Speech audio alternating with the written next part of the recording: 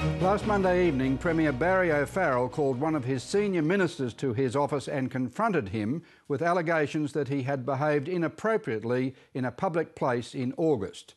The minister flatly denied any impropriety. The Premier has accepted that denial. The minister, who we will not name, has been named on some blog sites. Tonight he declined an interview and through a spokesman indicated he would consider legal action against those who published his name. So why are we doing this story?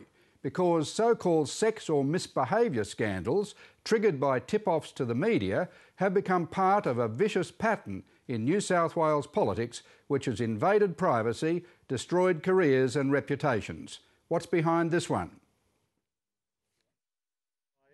Premier Barry O'Farrell was opening an historic walking track network at Parramatta today. I don't think I need escort. But it was the events of Monday night that became the bigger media event.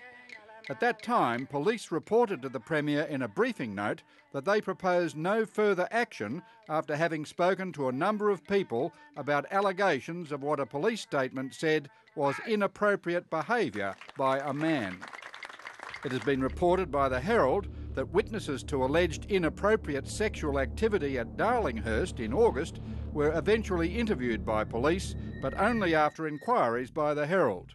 The witnesses did not wish to make complaints about what they had allegedly seen.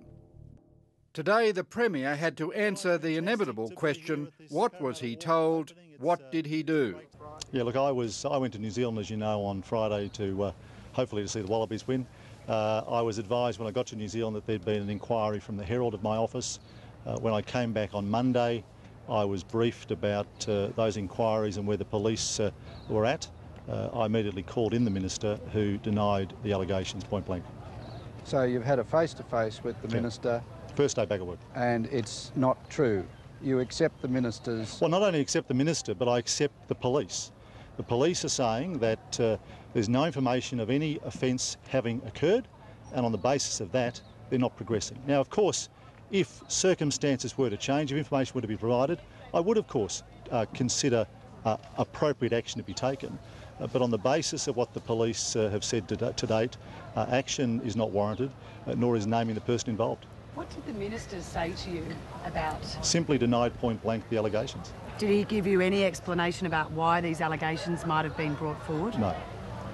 Journalism, policing, privacy and politics are now in play. The big question, who leaked the story to the Herald? Journalists do not reveal their sources, of course, but this program has been told the tip-off came via their police reporter from police informants. Note that, police informants, not political sources. The dark practice of enemies or rivals using the media to destroy the reputations and careers of politicians has dominated New South Wales politics in recent years. Are you prepared to say now that there was no one in the Liberal Party working against you on this story? Oh, I think that's pretty clear that that was the case. That no one in the Liberal Party? No, that they were. They were spreading it? I think that's pretty clear. One of them has been named in today's media. It's pretty obvious that everybody in politics has people out to get them. Former Liberal leader John Brogden was a victim. He resigned after a journalist was tipped off about inappropriate behaviour and remarks Mr Brogden made at a function many weeks before. This is Transport Minister David Campbell leaving a sex venue in the electorate of Premier Christina Keneally.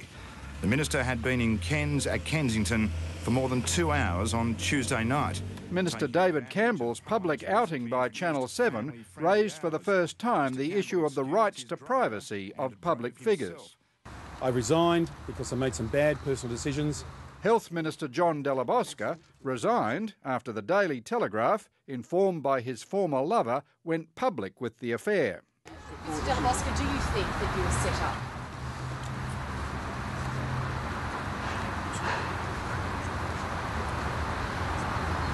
There is no possible way in which anything that has occurred could be described as a setup. I made some poor personal decisions. The week after his landslide election to government in March, Premier O'Farrell warned his joint party room to be on its best behaviour at all times. The public's trust in the former Labor government had been undermined by disregard for the rule of propriety, he said. There is a huge job that is ahead of us. And there is no room for complacency or scandals, because that's what brought Labor down. Today, the Premier faced the media, as his predecessors have had to do not that long ago. Unsubstantiated allegations, uncorroborated rumours around this town the whole of the time.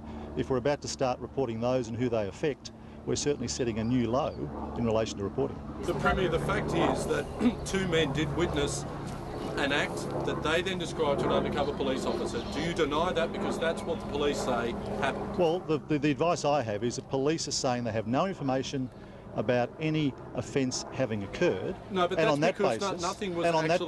on that basis, they're taking no further action. Now, at the end of the day, we have a system of justice. I trust the police. I trust our court system. I'm taking the police advice. So the initial witness statements you put no value on simply because they decided not to go ahead with a further complaint? They're not issues for me. They're issues for the police. And I say again, the police have made clear that no information has been provided about any offence having occurred. And on that basis, they're taking no further action. And on the basis of that police advice, it would be inappropriate for me to take action or to name the minister involved.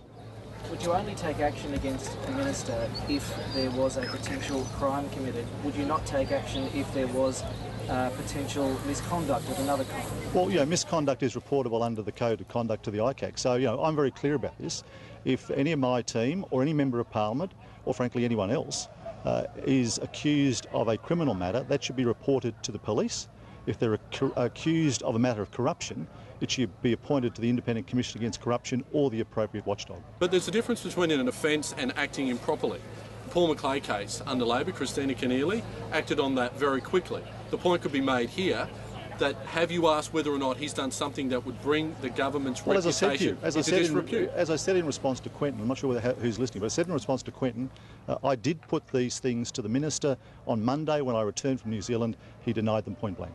Do you think it would be helpful for the Minister to come out, if, as you say, he's denied the allegations, just to, I mean, this... No, there are rumours around this town endlessly, and you take the place to a new low if for every unsubstantiated rumour or thing said about somebody, Chinese whisper that's said about somebody, you're going to report it and have people front up. Look, the fact is the appropriate action has occurred here. The police have looked at it. The police have said no information's been provided about any offence occurring, and as a result they're taking no further action. If that's good enough for the police, it's good enough for me.